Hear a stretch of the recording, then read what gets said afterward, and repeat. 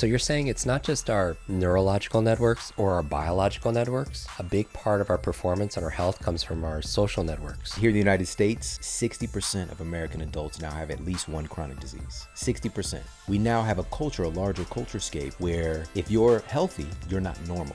We take our culture with us everywhere that we go. You can plant me into this new culture, but I'm a reflection of my culture.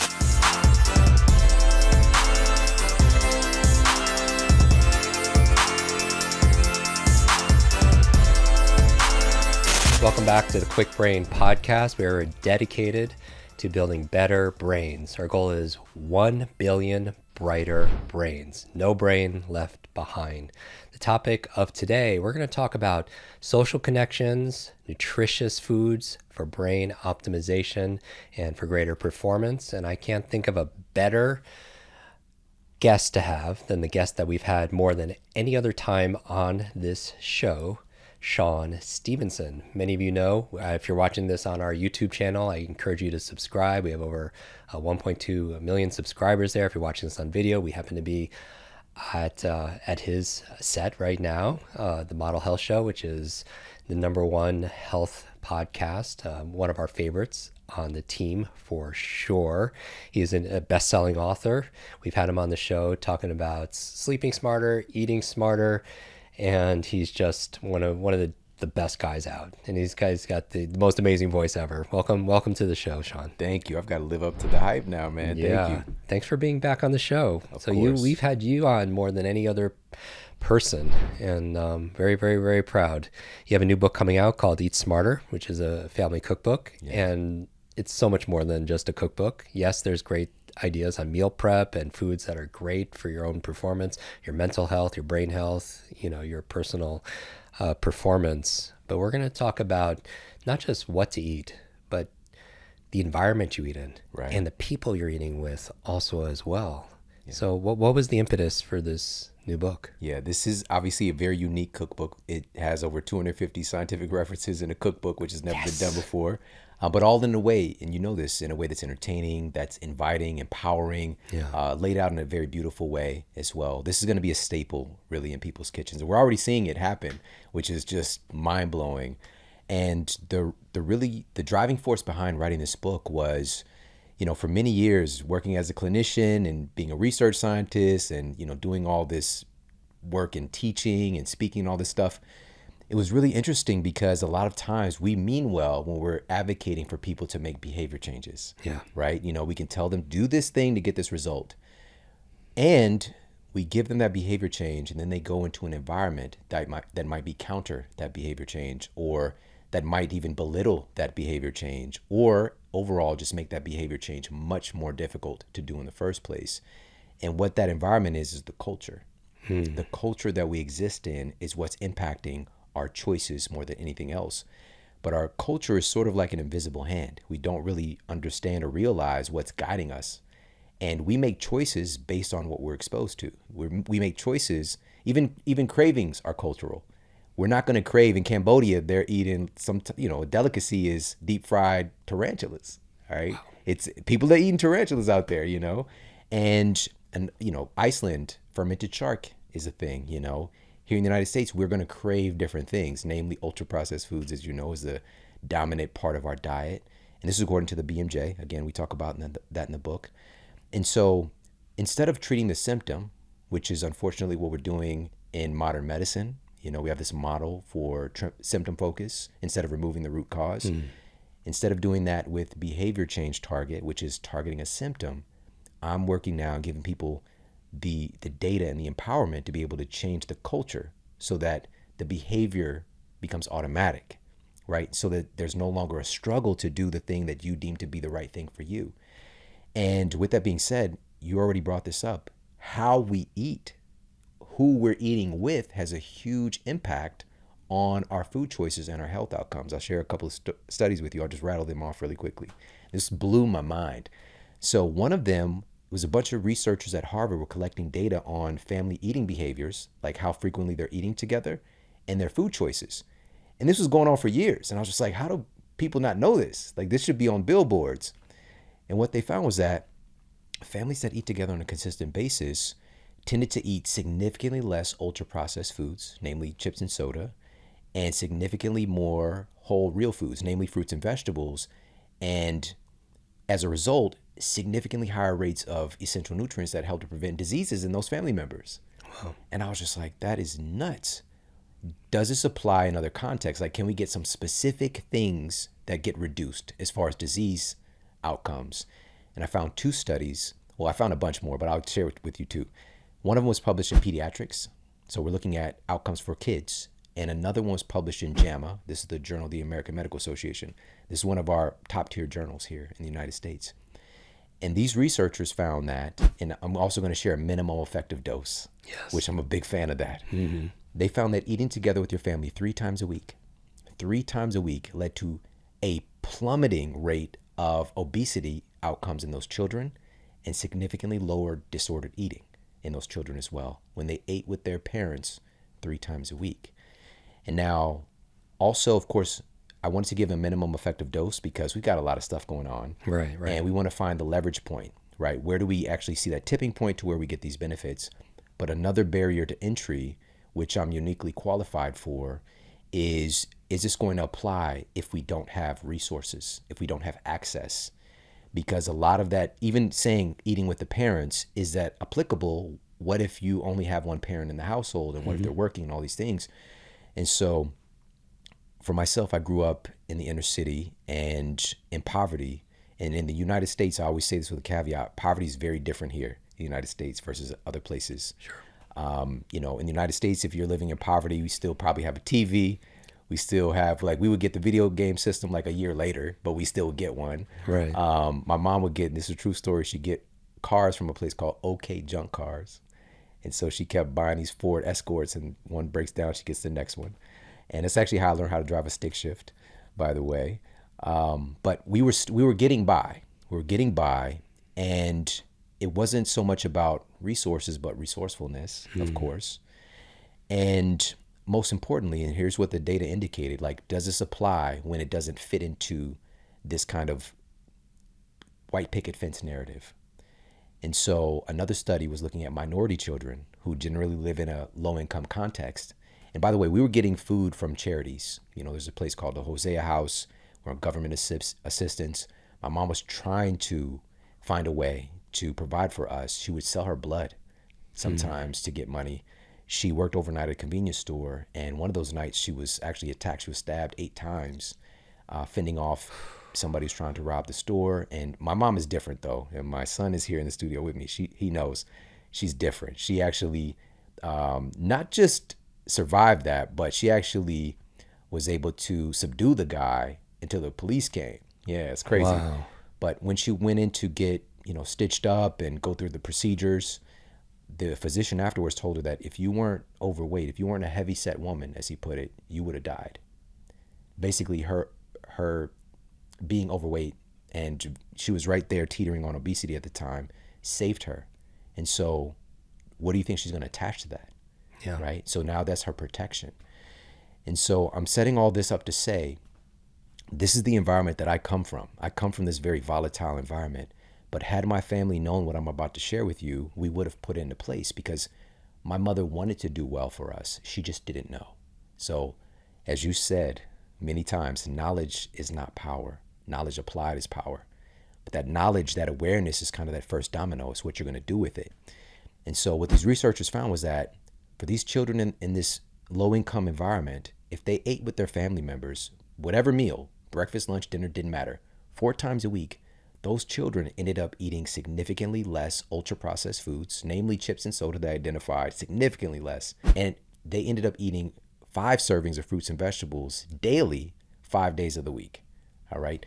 There was something special about eating together with the family that led to these outcomes. And by the way, the researchers noticed specifically when the TV was never or rarely on during meal times.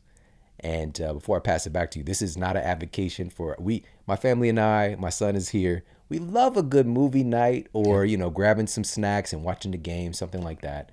But we also need that FaceTime in the real world to actually see each other and to connect, because the dinner table in many ways is a unifier. And I'll just share really quickly and then pass it back to you. we can talk a little bit about what's happening behind the scenes. Like, why is it leading to these different outcomes? And one of those reasons is when you're around people that you care about, we start to make different chemistry. And as you know, we've talked about this before, your thoughts create chemistry in your body instantaneously. The most powerful pharmacy in the universe is in your own body. And I say that because it's not just bioidentical. It is made for you. It is tailor-made. With the chemistry you're creating is made for your receptor sites, and it's based on your perception. And when we're around people that we care about, we start producing, one of the compounds we start to produce is oxytocin. And oxytocin has been found to basically counteract cortisol. And so we're switching over from this fight or flight sympathetic dominance that we're all just kind of habitually in today, the average person. We can go to 0 to 100 really quick, but we're not very good at going from 100 to 0 and down regulating unless we get around people that we love. And so we're switching over to the parasympathetic. Rest and digest is the nickname, nervous system, when we're around people that we care about under the umbrella of good food. So let's unpack that. This is amazing. And I want to commend you on having the focus on behavioral change, because that's a big part of our listenership. They realize, again, that knowledge is only potential power. It only comes power when we change a behavior, right? And so you're saying it's not just our neurological networks or our biological networks. A big part of our performance and our health comes from our social networks. Absolutely. Right? It's when you're in that parasympathetic rest and digest, it's not just what you eat, it's how you're eating, the state you're eating in, and also the environment also as well. Yeah. And so that specifically, let's give this a label so we can talk about this. We have a larger culture scape or a macro culture. And here in the United States, and this is according to the CDC's, their last published statistics, 60% of American adults now have at least one chronic disease. 60% have at least one. 40% have two or more. We now have a culture, a larger culture scape, where if you're healthy, you're not normal. You're no longer in the average. You're no longer in the majority. And so you see what I'm going at here? That's the larger culture scape. And we do exist in that. It's kind of like in a glorified snow globe here on planet Earth in many ways. But what we can do is create microcultures within our own household, namely, and in particular, this is a caveat, the microculture starts with you. You are a reflection of your culture. The culture is coming from within. And I realized this recently, after completing this book, I start to see more real world, what you're attuned to, you'll start to see it. And we went to Hawaii recently for the first time. And again, coming from where I come from, to even go to Hawaii in the first place is like mind blowing. And I saw, and my son being here, he saw this multiple times as well, like people would come over to us and talk to us, even on the plane. We're just sitting on the plane, people would walk by and just like, I love your family. We take our culture with us everywhere that we go. You can plant me into this new culture, but I'm a reflection of my culture. And there's an energy behind that as well. And that energy, and I'm a big fan of the work from Heart Math Institute. And, for many years, like I'd actually, even when I didn't have much money living in like Ferguson, Missouri, I would like kind of tithe where I was getting my education from, right? My spiritual food. And so I would tithe to like the Institute of Noetic Sciences, Heart Math Institute. And we now have innovations where we can see some of the energy that we can't see with our particular range of vision, which we know that some animals see very differently than we see, for example. But there's a lot of things that we can't see. And as you know, everything is energy. But there's an electromagnetic field that radiates really from the human heart several feet, up to 8 feet. And they call this a tube torus. And so truly, when you're in the space with another person, our energy fields are interacting, right? So when we're talking about vibes, or we're talking about how our brains sync up, and this is from researchers at Yale, just sitting in a room with a person that we don't even know and having a little bit of rapport for maybe like 10 minutes, our brain waves start to sync up and mirror each other, right? And it's just like we are social creatures. We're evolved to do that. We see it in other species. Like we see like how those birds know how to do that V, like who's the leader, like how do bees know, like, no, we can do that too. But a lot of times we're so distracted from the fact that that's happening. And so saying all this to say that by intentionally creating a microculture where you have healthier social interactions, where we understand the power of proximity And even microbial, there's a microbial data exchange whenever you're in proximity with another person. It's kind of like music file sharing back in the day. This catalog is getting more expansive, right? And so we have that. We have something that we can't see. The microbial cascade is a little bit more tangible for us, I think, as the average person thinks. But at the end of the day, when we create this microculture, and I have my son right here in the room with us, and can you just shout out, what did we do today together outside? We worked out as a family. That's right. He just turned 12, so he's got the voice now. He's got to be. But we worked out together, and it's just a part of our culture. And so much of what we've done, we've created a physical culture in our household, and also finding joy in it. Finding an opportunity to make sure we're doing things that he loves to do. Even when we were driving over here, I asked him, like, so what did you enjoy most about the workout? Just like taking those mental notes so I can add to it for the culture. And also, knowing, and this is just some tips for parents in general. A lot of times when we're wanting to change the microculture, it's hard because children, we're just big adult babies. But a lot of times we resist change because we're comfortable. Even if we don't like where we are, we're comfortable with it. And there's something kind of soothing for the mind to have automation.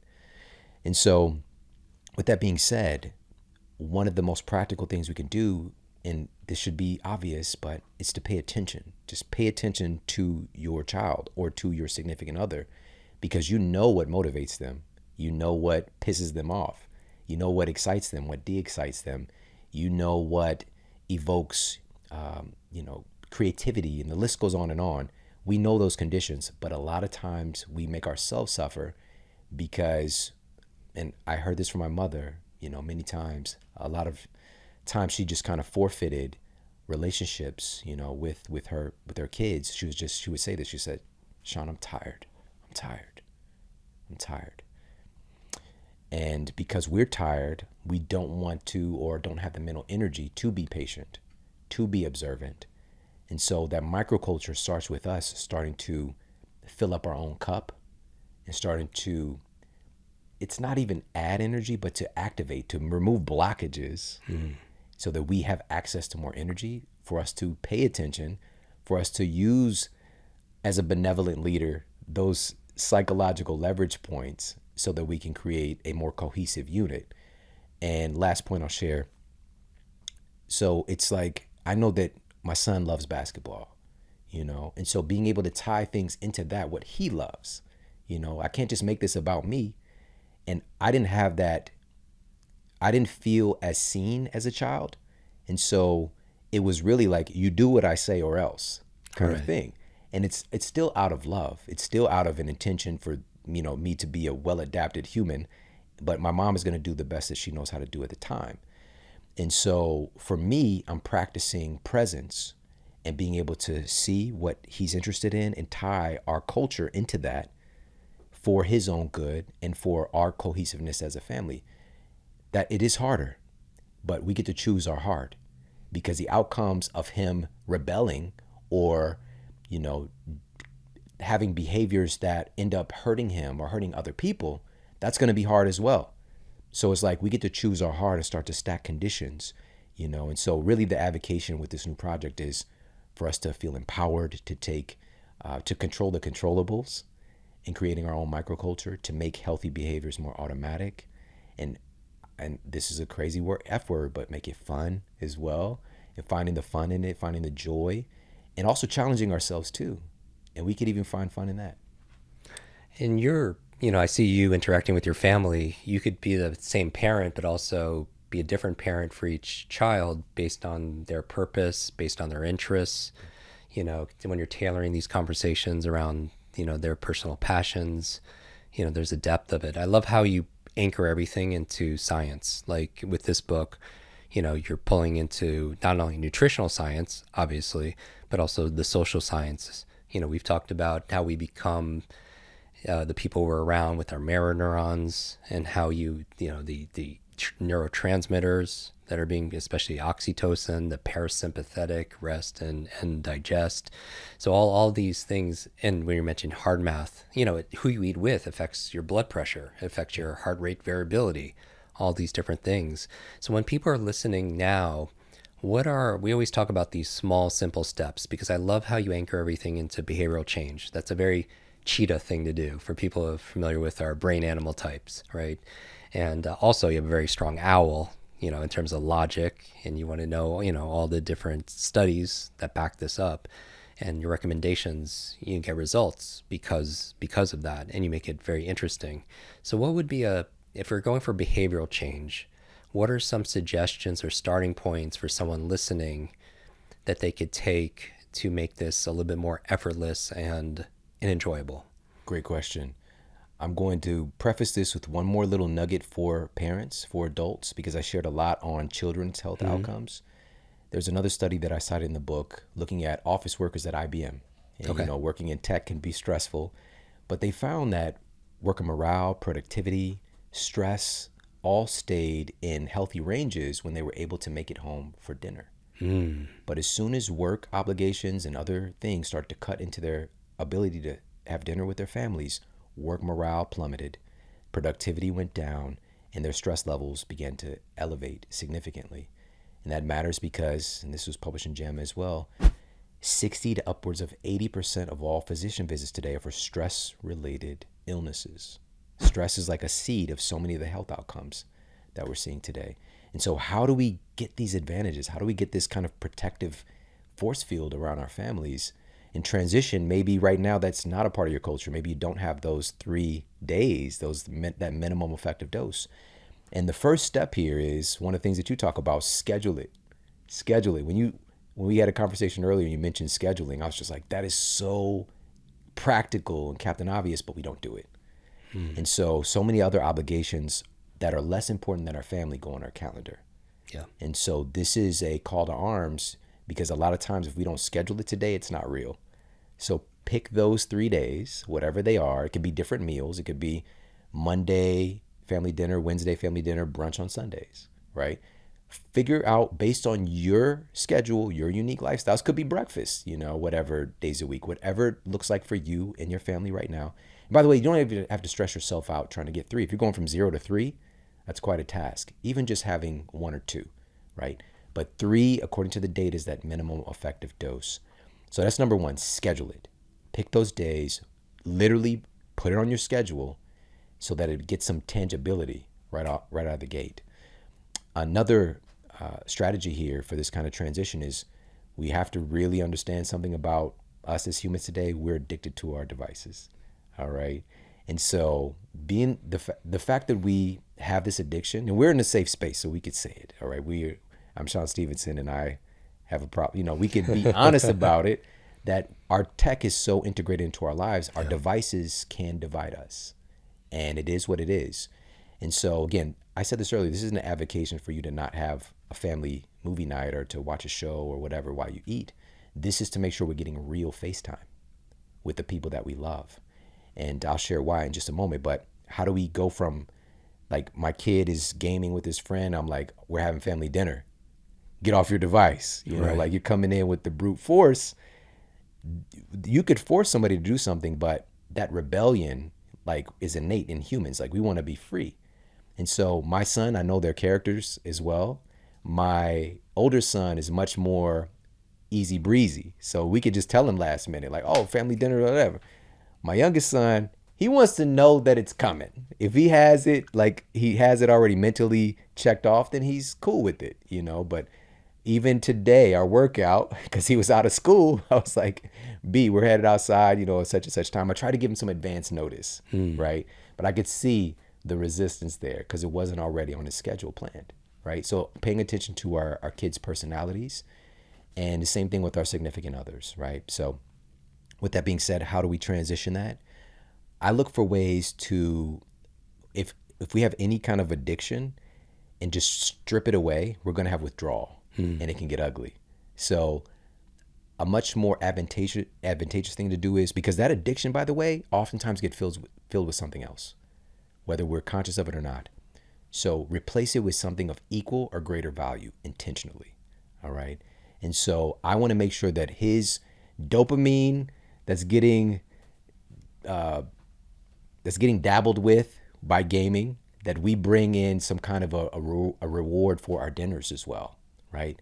And so with that being said, this could be after dinner, we play a game that he likes, right? And this could be literally we game after, right? We can play a video game together, or this could be a family like classic board game, right? This could be a lot of times we end up, for whatever reason, our family has rap battles, or we'll freestyle together, or you never know, like some kind of a creative thing tends to happen at our dinners, right? And so that's our unique kind of family modus operandi, right? So find out what that is for your family. Give yourself permission and grace to experiment. Find out what are those reward things that the family knows, like even subconsciously, to look forward to after dinner or within the context of that dinner. Last one I'll share, and there's many others, is a lead-in to that, which is having some kind of a practice, a unifying thing at the beginning of the meal. For us, it's gratitude. We've done different things over the years, but we generally go around and share 3 things that we're grateful for from that day. And there's a couple of reasons why. Of course, you focus on what you filter for. And so our days are now more filled with looking for things, because we're going to have this conversation later that we're going to be grateful for, and to be able to articulate those. That's part of it. The other part is when we're sharing, we're opening up innately, right? So we're getting conversation going, because we might all be in our respective places. And this could be simple things, by the way, like I'm grateful for this food, or I'm grateful for my family, or I'm grateful for turning my homework in today, or whatever it is. Or it could be big things. And so sometimes you're going to celebrate bigger things, sometimes it's small things. And you can also see the temperature of where your family member's at when they're sharing, right? Maybe it's a tough day. Maybe they really got to dig deep to find something to be grateful for. And we can be able to catch things, right, before it turns into something later on down the line. So get that real face time. And most importantly, allowing your family members to feel seen. Right. You know this, we have a deep need to feel significance, right? So they feel seen, we feel heard, and being able to, one of the things that's come from this, and my youngest son, man, I love you so much. He doesn't know this, but like the last couple of days, like I've done, I don't know, maybe 40 interviews in the last, whatever weeks. And, it was a lot. And he felt that energy in the house, and he would come over, he'd give me extra hugs and just like, Dad, hey, I want to make sure that you're, really, kind of take it easy today, or whatever. Like the reason that he's able to do that is because I opened up in a way that I didn't get exposed to as a man, especially growing up where I grew up at, where even showing emotion sometimes, like you could get killed, like you really have to, put up this energy, this facade, in a sense of protection. And so when we're sharing what we're grateful for, I'm opening up a sensitivity, right? Or sometimes we go around and share something we failed at that day, right? And so he gets to hear, oh, my dad failed at something? Superman? Had a hard time? Like that was painful for you? So it humanizes me, instead of our parents kind of being these figures, right? These kind of action figures, it really helps to humanize us so that we all can become more compassionate and empathetic for each other as a family unit. So there's several strategies in this. Again, finding some lead-in things culturally. People have been, saying prayers together, for example, for thousands of years. There's something unifying about that moment, and being able to stop, to be present, to make that switch over. The dial is starting to change into that parasympathetic when you're doing this, again, especially with the people that you love the most. Growing up, child of immigrants, my parents had many jobs, but, what they would always prioritize would be our dinners. I didn't get to see my parents a whole lot just because they were working so much, but it was always that time. And we always had this ritual of going around, and I love what you say about prayer or blessing and gratitude exercise, because it puts you in that kind of parasympathetic rest and digest. Sometimes, we didn't spend a lot of time as a child, later on it got a little bit easier, as they were able to kind of elevate, but it was sacred. So it wasn't the amount of time they were spending with us, but it was the quality of time. They were very present, and I thought that was very important. Also we had an interview with Simon Sinek, who wrote Start With Why, and he was saying just having your device, even if it's face down or who's off, created anxiety just at the dinner table or in meals when you're out at a restaurant, because you have this, it's a trigger to you feeling like you have to pick it up because we're so conditioned to get that dopamine, and so it's nice to have a little bit of a detox, if possible, to be able to do that. I shared that study in the book as well. And just, again, having it in eyesight pulls away our attention, because our brain knows there's all kinds of goodies in that device, right? So this is something years ago, we stopped bringing our devices to the table. For my older son, like literally he keeps it in his bedroom downstairs. And he's been doing that for years, because again, our devices divide us. And, that aspect of it, and even if it's on your person, is what the research indicated. So being in the pocket, right? So the researchers like had on the table, or like in somebody's pocket, or like in another room. Being in another room really helped for them to be more focused and present and attentive. But just, again, it being on your person or being close to you, like, the association. And so, but again, we're not villainizing the fact that, our phones are awesome. Us being able to do this wouldn't be possible.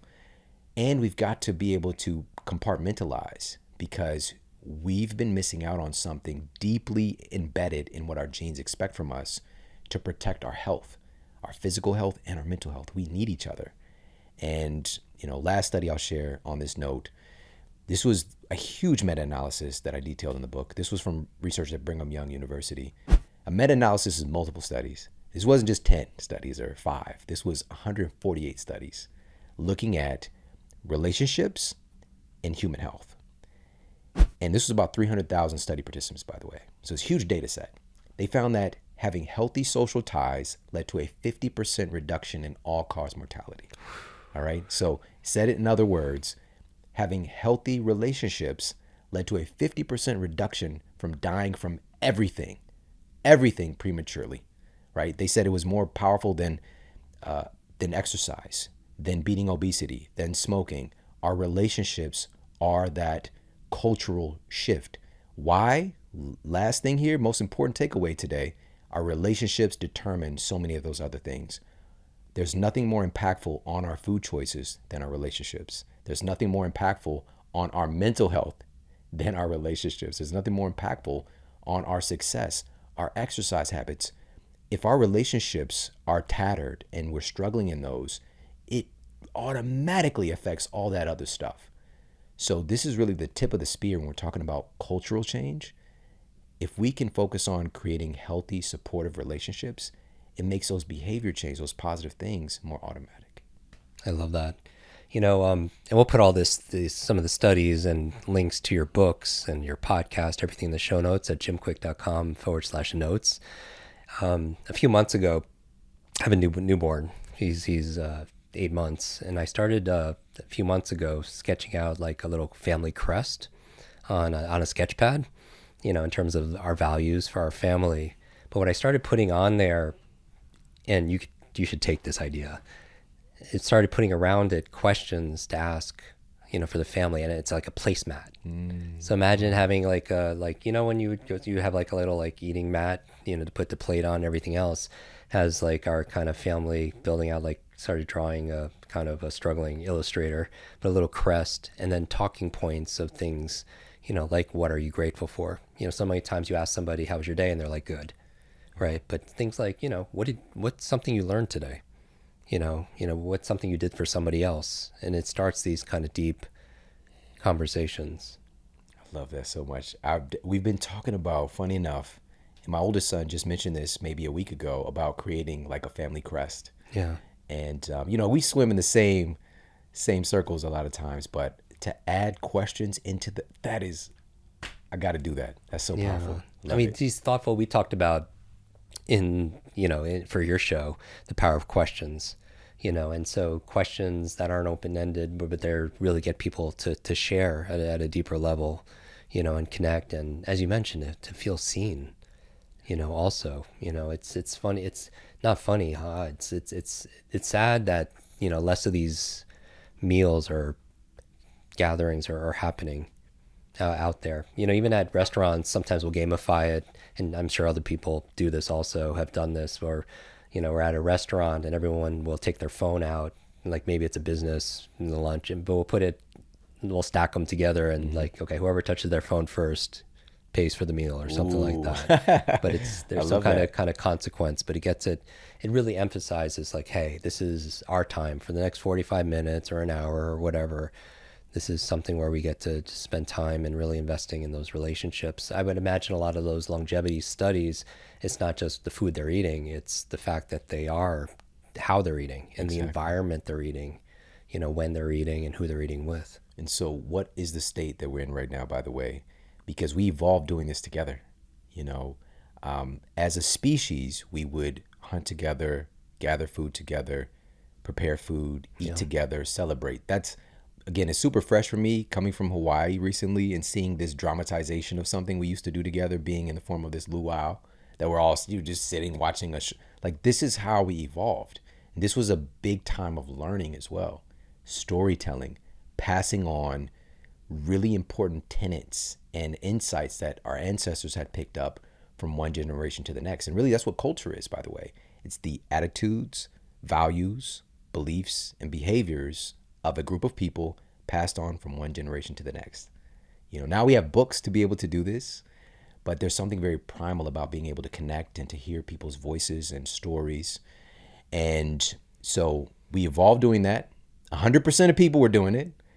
And more recently, so the latest statistics show that only about 30% of American families eat together on a regular basis. All right. So it's on the endangered species list, big time right now. And even when we kind of removed the tribal construct, and we start to have like communities, neighborhoods, we still had family close by. Now that's even more fractured. Yeah. And so again, your genes evolved. We're talking hundreds of thousands of years in this kind of form, very close to doing this certain thing. It's an epigenetic controller. And suddenly removing that just in the last few decades, like, of course, we're going to have some ramifications from that. And we're seeing it. We're seeing the dysfunction. And so we've got to invite that back in now. So friends and family, by the way, it's not just family. Friends are included in this because we humans, we do certain things really well. We oxytocin it up when we're around people that we love, when we're around people that we care about. And so being more intentional about this, inviting people back together. If you don't know somebody who's doing it, be that person. Get your friends together. I've got a friend out here in LA. He's always been that guy, just like, where are we meeting for brunch, right? He's already made the reservations. He's already done the thing. He does it to create the environment so that you pretty much all you can do is say yes, in a sense, and you want to be a part of it because you feel good after, so be that person in your group. Help to create a culture where everybody's connecting. And also, I can't say it's the most important, but it's very important. When you do this with delicious food, I mean, it just takes things to another level because this is something else we evolved doing, And there's recently, because of our different health issues, there's been some kind of, people start to get more divided in what is the best diet, right? There are some camps, and I know the people who are like the face of every diet framework, they're my friends, all right? And they all mean well. And I could tell you they're all right and wrong. One of those camps is eat to live, don't live to eat. Eat to live, don't live to eat. Mouth pleasure? That's for cavemen. Here's the thing. We have a very sophisticated flavor palette. And our nose as well, as we talked about that integration. Have you ever thought about why certain animals eat certain things? Like why does, a cheetah eat that? Like why does a cheetah go and try to eat that animal? Or why does, that bison go and nibble on that grass one day and then go nibble on these weeds over here another day? Like what is driving them to do that?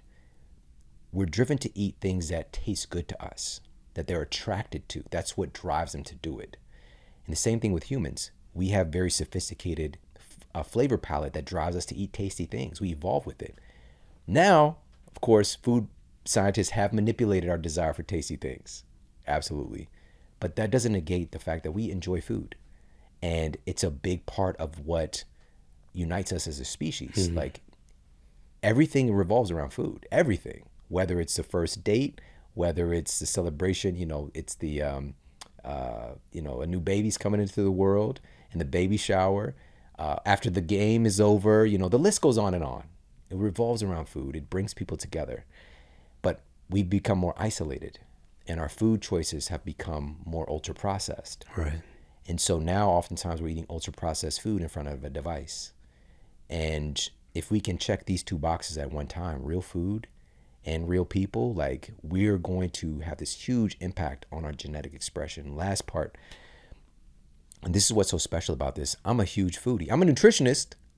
All right. I'm a nutritionist. I've been working in this field for 21 years as of this month.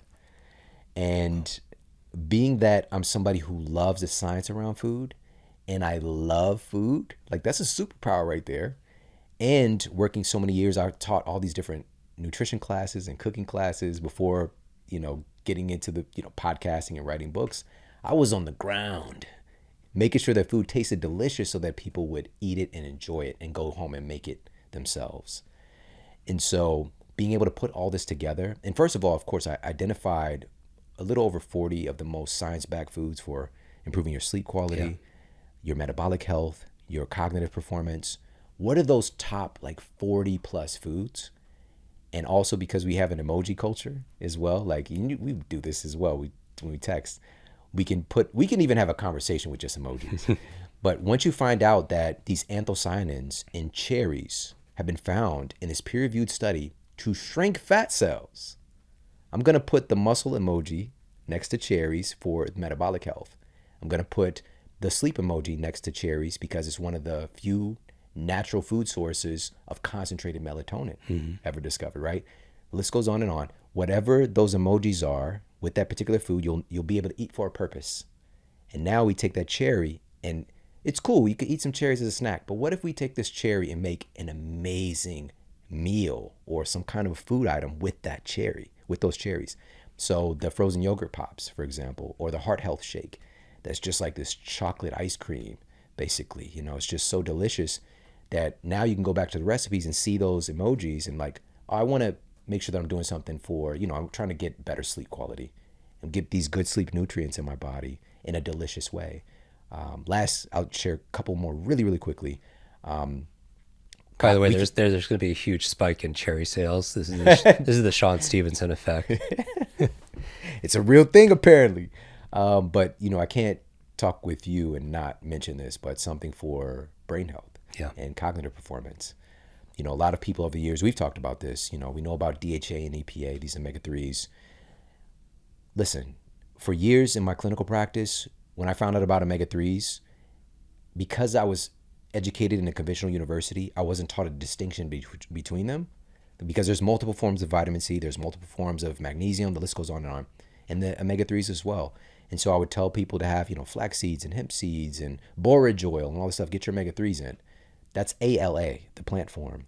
And your body can convert a small amount into DHA and EPA, which your brain needs, but you can lose upwards of 80% in that conversion process, depending on your unique microbiome, your genes, the list goes on and on. So it's not efficient to be able to meet your needs. And we know what the needs are. And I talk about this in the book.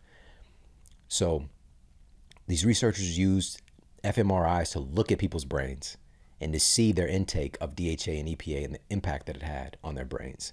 They found that people who had less than 4 grams of those omega-3s had the highest rate of brain shrinkage. So the brains were atrophying.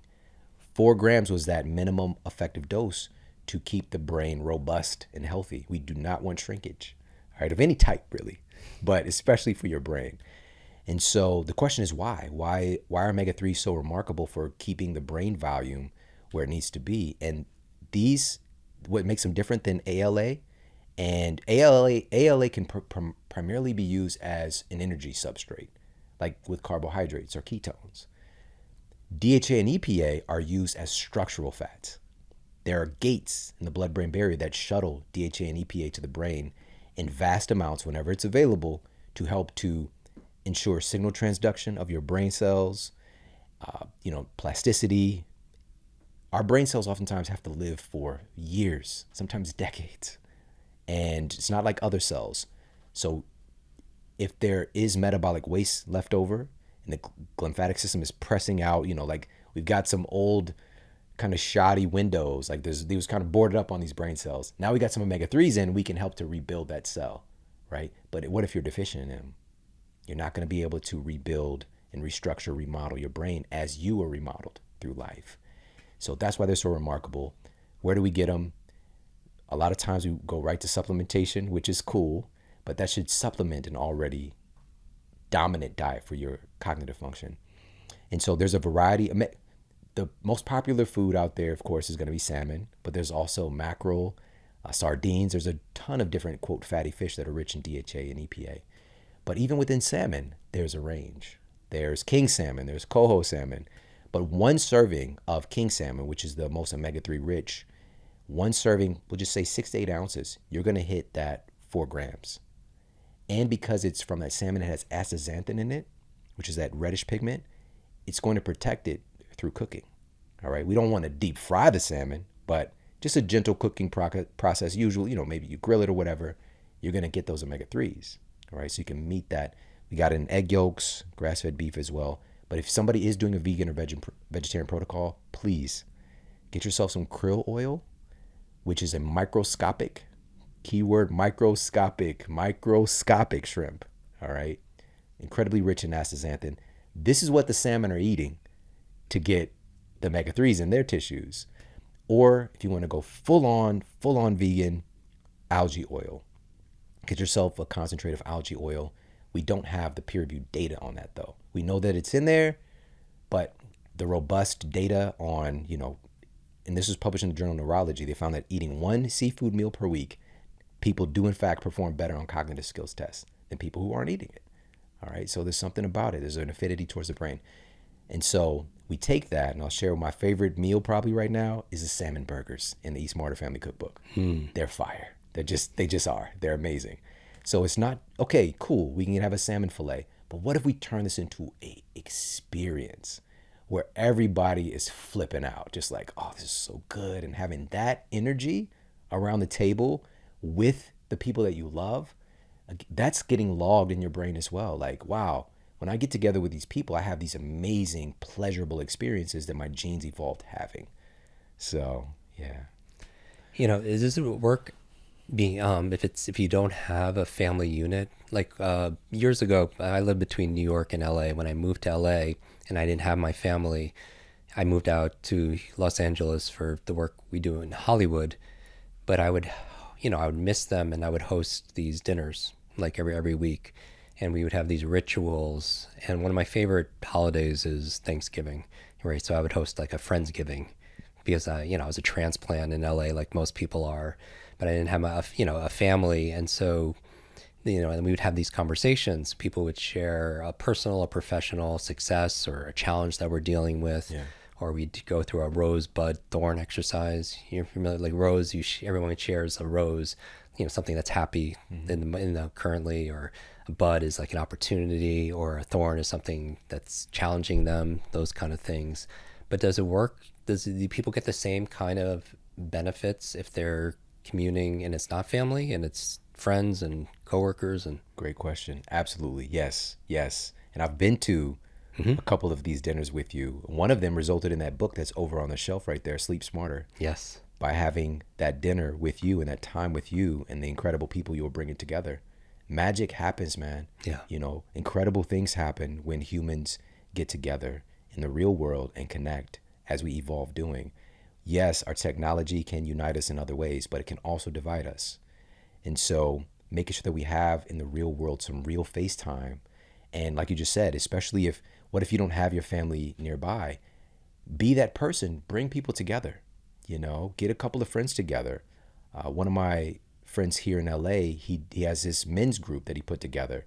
No one else was, kind of getting together for the guys. So like every Sunday they get together and they go for a hike or something, or they go to brunch, or, like he decided to be the person. because he saw his friends starting to isolate and separate. So yes, friends are invited. Do this for our little ones and our elder ones as well, whenever we can. But again, it's a superpower to schedule it, because that's an action. Like, you're taking an idea and making some tangibility out of it. That's really the first step. Make the decision, right? Get the awareness that this matters in a big way, and take an action by putting on the calendar. I have to recommend this book. This is Eat Smarter Family Cookbook. It's not only nutritious, but it's delicious. And the photos in there, we were talking about it, absolutely amazing. And it's such an easy and enjoyable read. And I love all the references for the family stuff. And it's just not nutritious for your mind and your body, but it's nutritious for your spirit. Yeah. Hey, if you like this video, make sure to check out this video right here. Why do people not do what they know they should do? Why aren't they making progress? Why isn't common sense common practice? Well, everyone knows they should eat right. Everyone knows that they should move and exercise and prioritize their sleep and read every day, and they do their journaling, but why aren't they doing that consistently?